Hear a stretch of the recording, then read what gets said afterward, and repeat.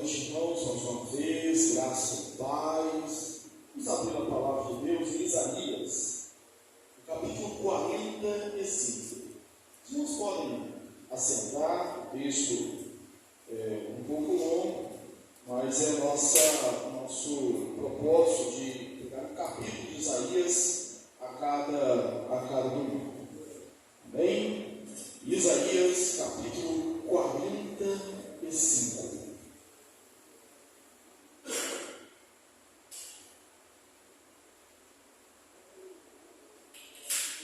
Isaías 45.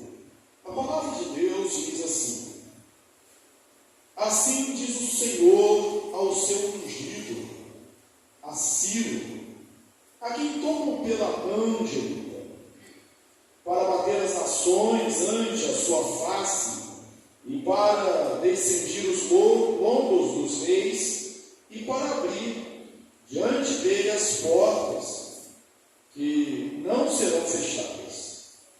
E irei diante de ti, endireitarei os caminhos tortuosos, quebrarei as portas de bronze, e despedaçarei as trancas de ferro.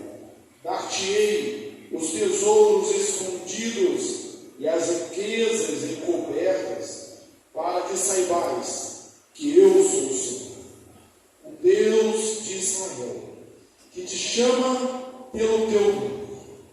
Por amor do meu servo Jacó e de Israel, meu escolhido, eu te chamei pelo teu nome e te pus o sobrenome, ainda que não me conheces. Eu sou o Senhor, e não há outro, além de mim não há Deus. Eu te cingirei, ainda que não me conheces, para que saiba, até o nascente do sol e até o poente, que além de mim não há outro.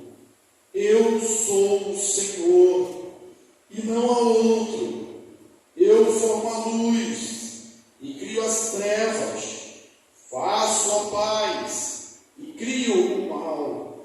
Eu, o Senhor, faço todas essas coisas. Deste lado, ó céus, dessas alturas, e as nuvens chovam justiça. Abra-se a terra e produza a salvação, e juntamente com ela brote a justiça. Eu, o Senhor, escolhi. Ai daquele que contende com o seu Criador, e não passa de um caco de barro entre outros cacos. Acaso dirá ao que o forma: que fazes? Ou a tua obra não tem alça? Ai daquele que diz ao pai: por que geras? E à mulher: por que dás à luz? Assim diz o Senhor, o Santo de Israel, aquele que te formou. Quereis acaso saber as coisas futuras? Quereis dar ordens acerca de meus filhos e acerca das obras das minhas mãos? Eu fiz a terra e criei nela o homem. As minhas mãos estenderam os céus, e a todos os seus exércitos dei as minhas ordens. Eu, na minha justiça, suscitei a Ciro, e todos os seus caminhos endireitarei. Ele edificará a minha cidade e libertará os meus exilados, não por preço, nem por presente, diz o Senhor dos exércitos. Assim diz o Senhor: a riqueza do Egito e as mercadorias da Etiópia e os sabeus, homens de grande estatura, passarão ao teu poder e serão teus. Servir-te-ão, irão em grilhões diante de ti, e se prostrarão e te farão as suas súplicas, dizendo: só contigo está Deus, e não há outro que seja Deus. Verdadeiramente tu és Deus misterioso, ó Deus de Israel. tornar-se-ão e serão confundidos todos eles. Cairão a uma em ignomínia os que fabricam ídolos. Israel, porém, será salvo pelo Senhor com salvação eterna. Não sereis envergonhados, nem confundidos em toda a eternidade. Porque assim diz o Senhor, que criou os céus, o Deus que formou a terra, e que fez e a estabeleceu, que não a criou para ser um caos, mas para ser habitada. Eu sou o Senhor, e não há outro. Não falei de segredos, nem lugar algum de trevas da terra. Não disse a descendência de Jacó, buscai-me em vão. Eu, o Senhor, falo a verdade e proclamo o que é direito. Congregai-vos divinos, chegai-vos todos juntos, vós que escapastes das nações, nada sabem os que carregam o lenho das suas imagens de escultura e fazem súplicas a um Deus que não pode salvar. Declarai e apresentai as vossas razões, que tomem conselho uns com os outros. Quem fez ouvir isso desde a antiguidade? Quem desde aquele tempo anunciou? Porventura, não fiz eu, o Senhor? Pois não há outro Deus, senão eu, Deus justo, Salvador.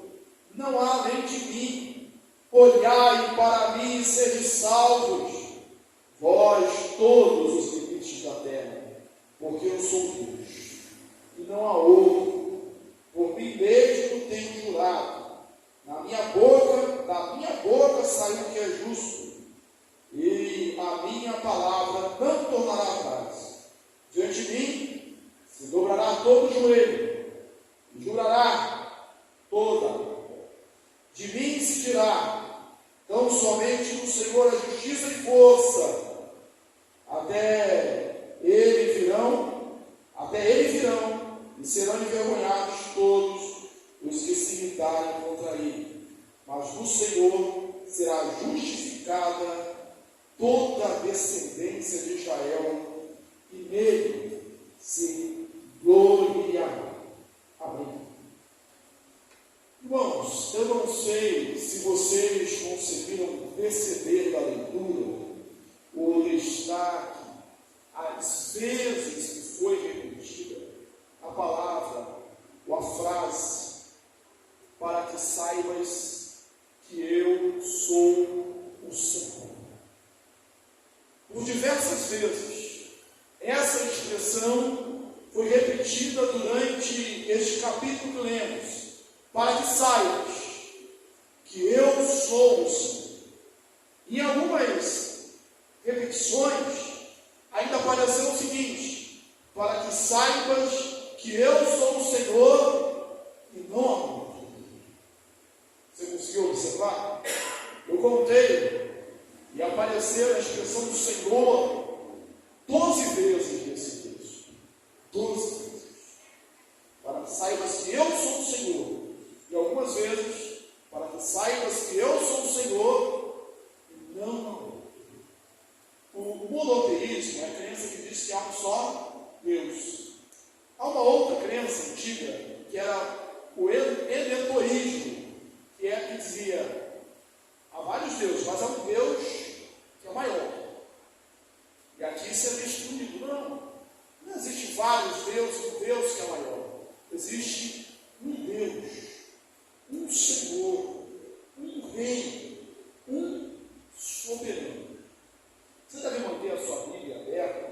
Eu vou dar destaque aqui, logo de início, para o versículo 9.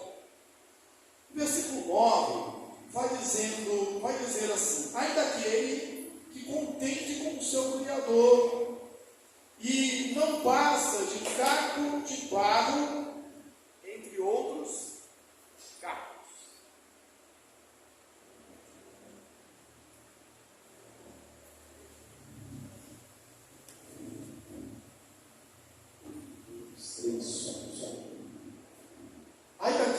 contente com o seu Criador e não passe de cacos de barro, entre outros fatos. Será que alguma vez, será que hoje, por exemplo, você está querendo discutir com Deus? Você está querendo entrar em contenda com Deus? Quando a gente discute com Deus, quando a gente discorda de Deus, eu vou falar aqui do contexto histórico deste texto, e a gente vai tentar imaginar na nossa vida algumas situações em que nós discordamos. Esse texto do profeta Isaías, ele está profetizando que depois da queda, depois do exílio babilônico, o povo seria restaurado. E aí a gente já começa a discordar de Deus. Israel era o povo escolhido, não é? Israel era o povo eleito, era o povo amado de Deus. Mas aprove a Deus a sua soberania, e por causa da desobediência do povo, em 720, as 10 tribos do norte, o reino do norte, fosse levado para o cativeiro assírio. Passou-se algum tempo, 586 a.C., foi a vez do reino do sul, de Judá, cair diante de Babilônia, diante de Nabucodonosor, e foram levados para o exílio. E veio a humilhação, a morte, a desespero, gente arrancada da sua terra, levada para uma terra distante. E os profetas, então, falsos profetas, diziam: não, Deus vai resolver isso logo. E os profetas de Deus levantaram e diziam: não, olha, ora pela paz de Babilônia, vocês vão ficar aí durante um tempo, para que vocês, na paz de Babilônia, também tenham paz.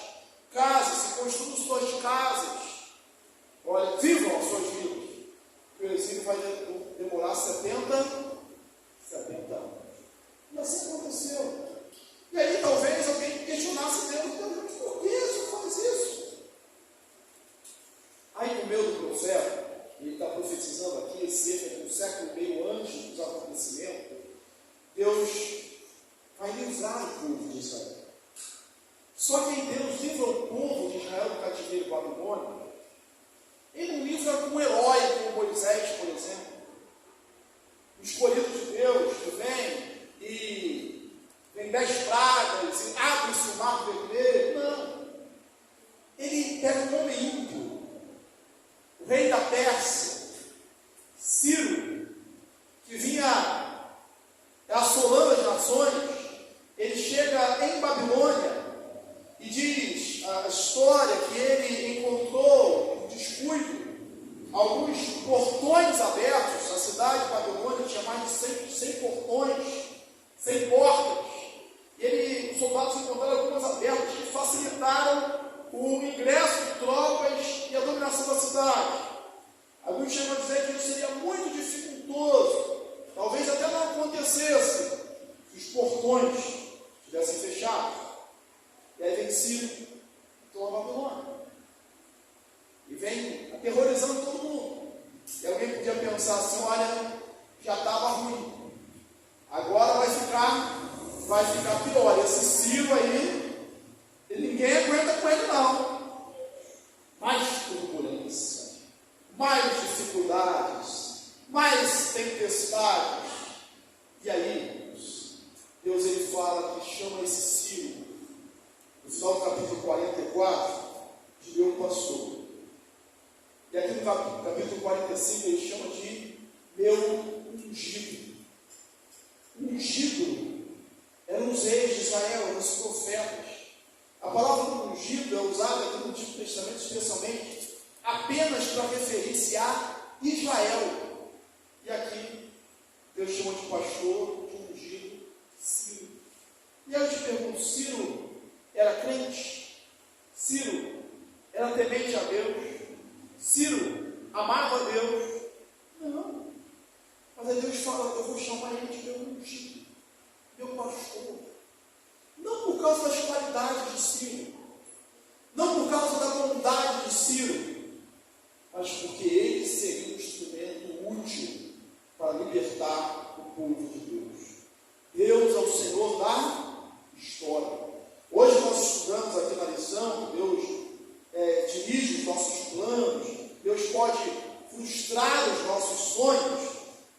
destacamos uma frase lá da lição, dizendo assim, olha, o Império Romano perseguia a igreja no primeiro século, agora é só história. É apenas história. Mas a igreja permanece. A igreja só não escolheu o meu ungido, com o meu pastor. E alguns podiam dizer, mas Deus, se escolhe um homem ímpio para libertar o seu povo, por que não escolheu um judeu? Um judeu que viesse falando da lei, da Torá, dos mistérios de Deus, que viesse profetizando e falando do teu amor. Você escolheu um homem ímpio. E aí a Bíblia diz que Deus descendiria os reis diante de si. Sabe o que é descendir? É tirar o cinto. E aí qual é a tipologia disso? O cinto, o cinto dos reis antigos, ou dos soldados, era onde se prendia a arma, a espada. E falou assim, eu vou desarmar os reis na tua presença. Você não vai ter ninguém que possa te resistir. Em alguns textos passados, a gente leu que Deus havia dado ao Egito, em Jó, o resgate de Israel, lembra? Agora fala assim, se vai fazer isso, não vai ser nem por presente, não vai ser por pagamento, mas ele vai fazer. Ainda que ele vai ser recompensado, ele te deu os tesouros ocultos. Tesouros ocultos era uma alusão, porque no tempo antigo, o salário dos reis ou dos exércitos eram as viagens. Em Babilônia tinha muitos tesouros. Depois de Nabucodonosor, Belsazar, que caiu diante do Império Persa, e Ciro foi saquear tudo aquilo, a riqueza das nações. E vai ser o ungido, vai ser o meu pastor, ele vai libertar. E aí vai Esdras, não mais a profecia, mas o cumprimento, porque o texto diz, ainda que não me conheças, eu te dei um nome e um sobrenome, eu te dei figura de destaque, posição de destaque, ainda que você não me conheça, ainda que você não me reconheça. É certo, nosso discípulo, quando estava fazendo isso, ele estava dizendo, eu sou um mensageiro de Deus, eu sou um emissário do Deus Altíssimo. E Deus fala isso, ainda que você não me conheça. Seguindo de Ciro, um texto histórico, vai dizer que Ciro, em parte, atribuiu essa vitória a Marduk. Porque ele realmente não conhecia Deus. Não totalmente. Ele conheceu parcialmente, a gente vê isso lá em Esdras, no primeiro capítulo de Esdras, quando Ciro diz assim, o Deus de Israel, o único Deus, ele me deu as nações e me comissionou para edificar o seu templo. Aí assina um decreto para que todos os exilados possam voltar para Jerusalém e construir um templo. E depois de Esdras, em Neemias, você deve ter lembrado que Neemias ele chega diante do rei e ele diz assim, ele está triste, ele era copeiro, ele fica preocupado com isso, porque ele não podia estar triste, ele fala, e ora a Deus, e fala, como não poderia estar triste? Os exilados que voltaram, eles estão em miséria. Aí ele, o que você quer? Eu quero ir lá, eu quero reconstruir os muros, eu quero isso. E ele sai daí com ordem para os guardas da floresta do rei. Ele leva recursos do rei para reconstruir o mundo de Jerusalém. Deus é o Deus que é o Senhor da história. E aí ele repete diversas vezes, para que saiba que eu sou o Senhor. Meu irmão, minha irmã, eu não sei o que está acontecendo na sua vida. Talvez haja uma tempestade. Talvez você esteja entre aqueles que perguntam, por que isso está acontecendo? Ou porque Deus que é tão bom, Deus que é tão amoroso, que Deus está permitindo isso? Desemprego para alguns, a enfermidade para outros, a crise no casamento, a dificuldade com os filhos. Todos nós somos seres humanos sujeitos a essas vicissitudes da vida, essas lutas da vida. E você esteja perguntando, questionando, até dizendo, Deus, tu deverias fazer de uma forma diferente. E é como Deus estivesse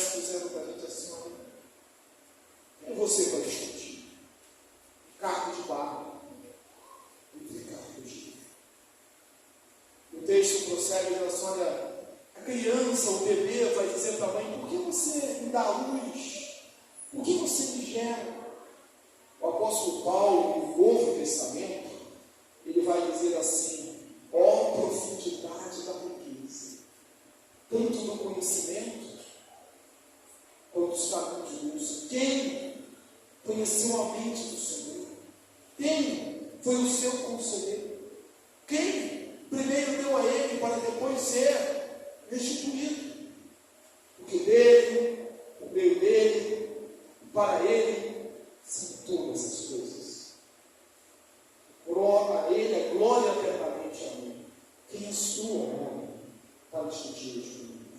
E Paulo repete essa mesma metáfora do caco, de barro. Ele diz assim: olha, quem é a massa, o vaso, para discutir com o oleiro? Que me fizeste assim? Deus está continuamente dizendo isso para a gente. Uma certeza que nós temos é que a vontade de Deus é boa, é perfeita e agradável. Essa é a vontade. Eu posso não entender, eu posso não compreender com os meus olhos humanos, eu não posso, talvez não possa compreender por causa da limitação da minha fé, da minha pequenez, mas no meio dos turbilhões da vida, das tempestades da vida, Deus continua no mesmo lugar que Ele sempre esteve, no seu trono. Isaías, o profeta que nós estamos estudando, no capítulo 6, nos dá conta disso, que havia morrido um rei piedoso, um rei bom, um rei temente a Deus, a Uzias. E aí ele diz assim: no ano da morte do rei Uzias, eu vi o Senhor. O Senhor no chão, o Senhor derrotado, o Senhor dormindo, como Elias fazia chacota com os profetas de Baal. Ele está mais alto, talvez, que hoje você esteja dormindo. Deus viajando, Deus ausente. Não, ele viu Deus, e Deus estava sentado no alto e sublime trono, e tudo ao seu redor dizia: santo, santo, santo é o Senhor dos exércitos. Deus é Deus, Deus é o Senhor. E aí ele vai fazer uma crítica no texto a apelações falsas. Ele fala assim: nada sabem aqueles que fazem ídolos, nada fazem aqueles que conduzem os ídolos dos seus ombros. E por diversas vezes aí a gente vê que o homem, no capítulo 44, ele pega uma lenha, uma madeira, e parte dela ele usa para fazer lenha, para se aquecer, parte para cozinhar. Eles parte da lenha, da mesma maneira separa e faz um Deus, e se prostra e diz: tu és o meu Deus, me salva. Ele tem olhos e não vê, tem boca e não fala, tem ouvidos e não ouve. Mas o nosso Deus é Deus, é Senhor. Ele age, Ele faz, Ele opera maravilhas. Há aqui no texto uma referência que foi citada por Paulo. Ele diz assim: porque todo joelho se dobrará e todos os lábios confessarão. O apóstolo Paulo diz isso de Jesus aos Filipenses: porque todo joelho se dobrará e toda língua confessará que Jesus é o Senhor, para a glória de Deus Pai. Não depende do homem, não haverá resistência, não haverá poder sobre a terra, não haverá intervenção humana, não haverá nada que vá resistir ao agir, o poder, a soberania de Deus. Todo joelho, mais cedo ou mais tarde, de uma forma ou de outra, vai se dobrar e vai reconhecer que Deus é Deus. Nem poder na terra era comparado ao poder de Nabucodonosor, nenhum poder na terra era comparado ao poder de Ciro, nenhum poder na terra na época dos Césares era de Roma, era comparado ao poder deles. Mas todos caíram, todos são só história. Deus é Deus de eternidade a eternidade. eternidade. Lembra do Salmo 90? Senhor, que eternidade, tu és Deus. Antes que formasse a terra e o mundo, que eternidade, tu és Deus. Os decretos, as palavras de poder desses homens passaram. Mas a gente lê que da Bíblia passaram os céus e a terra, mas a minha palavra, as minhas palavras não passaram. Deus é Deus. E eu vou passar aqui já para a conclusão, destacando aqui mais um versículo, o versículo 22 do texto que nós lemos, onde ele diz assim: olhai para mim e sede salvos. Olhai para mim e sede salvos, vós, todos os limites da terra, porque eu sou Deus e não há outro. Isso aqui nas entrelinhas também era um questionamento dos judeus. Como assim todos os confins da terra? Como assim todos os moradores da terra? Somos só nós que somos a raça dele. Deus já no Antigo Testamento, Isaías é um texto messiânico, como nós temos aprendido.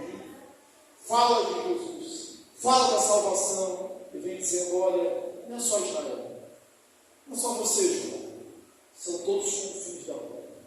E basta uma coisa: olhar para mim. Olhar no sentido de se voltar para Ele, olhar no sentido de buscar, olhar no sentido de confessar, olhar no sentido de render-se a essas reiteradas afirmações que nós vimos aqui no texto. 12 vezes que eu voltei, pode ter mais. Eu sou o Senhor, eu sou o Senhor, além de mim não há outro. Eu sou o Senhor, além de mim não há outro. Talvez você já tenha olhado para muitas direções, talvez você já tenha olhado para muitos deuses, falsos deuses, talvez você já tenha olhado para muitas falsas esperanças, talvez você tenha olhado em muitas direções, talvez você esteja dizendo: eu já estou até tonto de tanto olhar e buscar e não encontrar salvação. Ele diz: olhai para mim e sede salvos, todos os confins da terra, todos os moradores da terra. Você deve ter ouvido falar de Charles Haddon Spurgeon, foi o príncipe dos pregadores, final do século XIX. Charles Haddon Spurgeon, ele era, desde a sua mocidade, estudioso, inteligente, filho de crente,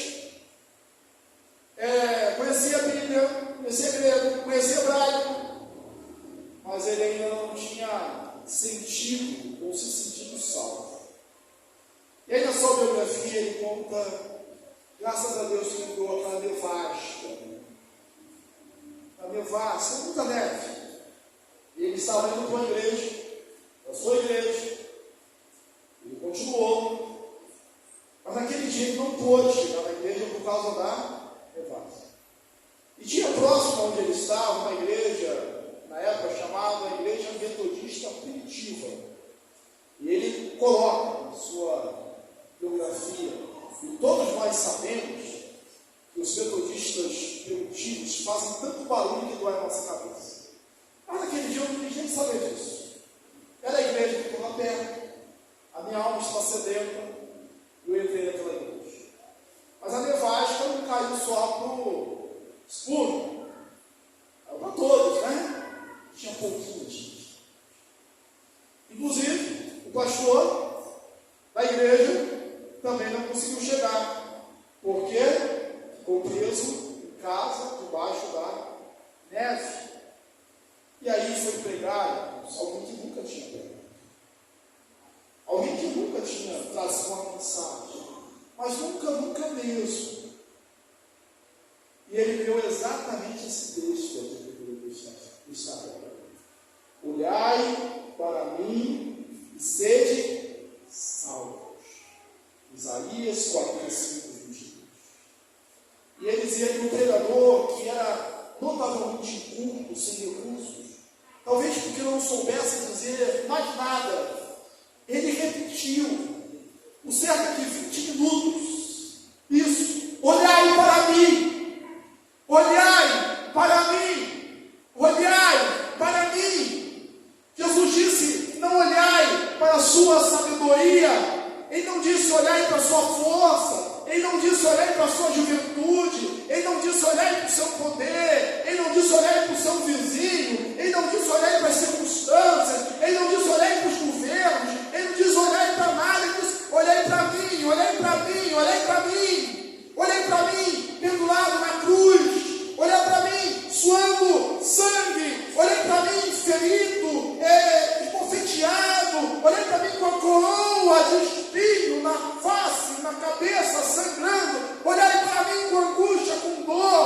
Olhei para mim dizendo: está consumado. Olhei para mim sendo sepultado. Olhei para mim ressuscitando. Olhei para mim subindo para o céu.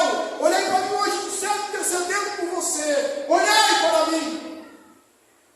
Aí ele disse que quando tinha pouca gente, e quando tem pouca gente, dá para saber que é um visitante, né?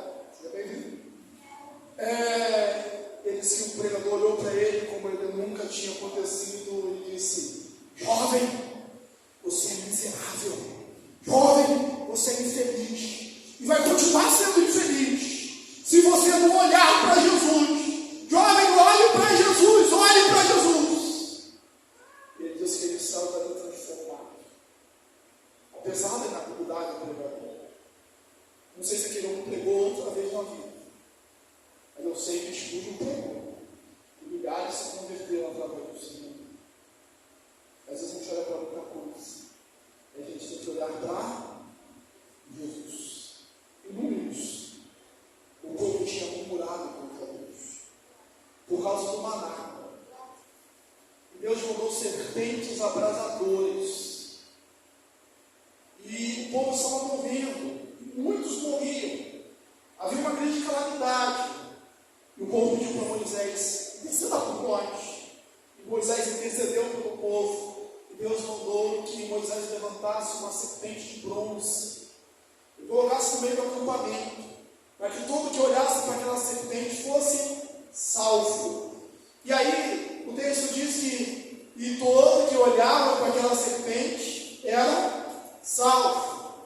Eu não sei se todos olharam, mas quem olhou não morreu mordido pela serpente. Eu imagino que alguns possam dizer assim: não, mas eu tenho que botar aqui os ungüentos, as ervas, eu tenho que furar, cortar, tentar tirar o sangue, eu tenho que fazer isso, fazer muitas coisas. Não, era só olhar para a serpente de Deus. Aí, séculos depois, Nicodemos vai até Jesus uma noite. Só o que eu tenho que fazer para ser salvo? Só nascendo de novo. Mas eu vou voltar ouvindo para minha mãe: não, Nicodemos, as palavras que eu tenho dito são espírito, são vida. Você tem que nascer de novo. O vento sopra onde quer, ouve a sua voz, e não sabe para onde vem nem para onde vai. Assim é todo nascer do espírito. E da mesma forma que a serpente foi levantada no deserto, e todo aquele que olhou para ela foi salvo, é necessário que o Filho do Homem seja levantado, e todo que olhar para ele vai ser salvo. Olhe para Jesus. Já foi levantado no Deus do Calvário. Olhe para Deus. Não se desvie disso. Ele é o Senhor. Ele é o Senhor. Ele é o Senhor. Ele tem os seus planos. E a sua vontade é boa, perfeita e agradável. Vai resistir? Vai continuar discutindo com Deus? Caco de barro, entre caco de barro, vaso, discutindo com o oleiro. Aí o homem que tentar discutir com Deus, é melhor obedecer. Olhai para mim. Olhai para mim. Olhe para Jesus. Que Deus te abençoe. Em nome do Senhor Jesus. Amém. Feche os olhos, Pai. Obrigado por essa noite. Obrigado porque o Senhor nos assiste com o teu Espírito Santo. Obrigado, Pai, pela tua palavra viva e eficaz. Continue aplicando-a ao nosso coração. Continue fazendo com que reconheçamos que só o Senhor é Deus, só o Senhor é Deus, que não há outro. Queremos olhar só para Deus, olhar só para Jesus, olhar para Jesus encarnado, olhar para Jesus que toma as nossas dores, olhar para Jesus que não se nega a beber o cálice da tua ira até o fim, morrendo naquela cruz do Calvário. Olhar para Jesus que nem a morte pode vencer. Olhar para Jesus que ressuscita. Olhar para o Senhor Jesus que esteve com seus discípulos durante mais de 40 dias, que foi visto por mais de 500 testemunhas. Olhar para Jesus que subiu aos céus, não de forma oculta, mas diante dos discípulos, para que todos vissem que ele não desapareceu apareceu, que Ele não sumiu, mas que Ele foi para junto de Ti, onde está intercedendo por nós, de onde há Jesus, e vai voltar para nos buscar. E nós cremos, e como igreja continuamos a dizer: Maranata, ora vem, Senhor Jesus.